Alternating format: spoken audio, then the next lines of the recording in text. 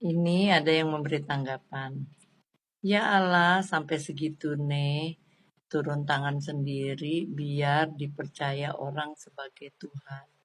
Semoga umatnya pada taat jadi yang dilakukan enggak sia-sia. Em, saya akan menanggapi, memang ada perbedaan pandangan. Orang-orang Kristen menganggap dirinya anak-anak Allah.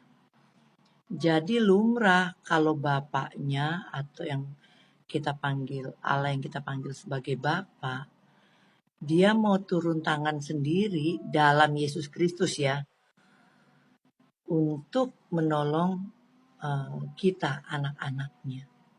Jadi bagi kita nggak ada pikiran ya ampun sampai segitunya gitu.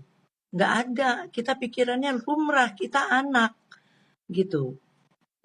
Misalkan ya anak kita dalam bahaya besar, apakah kita mau yang sangat besar gitu? Ini kan bahaya, kematian kekal adalah bahaya yang besar. Apa kita sebagai bapak mau percayakan ke orang lain? Enggak, kita aja manusia.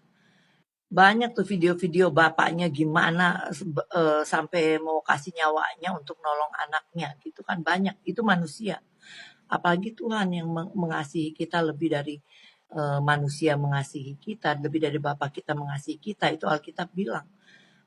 Kasih Tuhan lebih dari kasih seorang ibu pada anaknya gitu. Nah, bagi orang-orang pengikut Kristus, mentalitinya berbeda. Kita bisa menerima Bapa turun mengirim Yesus Kristus untuk menolong kita anak-anaknya. Karena kita anak, maka Bapa mau nolong.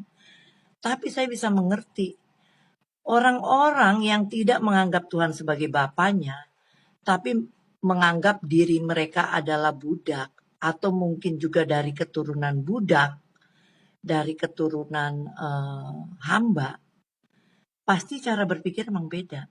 Pasti cara berpikir mana mungkin sih Tuhan gue mau turun nolongin gue kan hanya hamba gitu. Jadi emang ada mentality yang berbeda.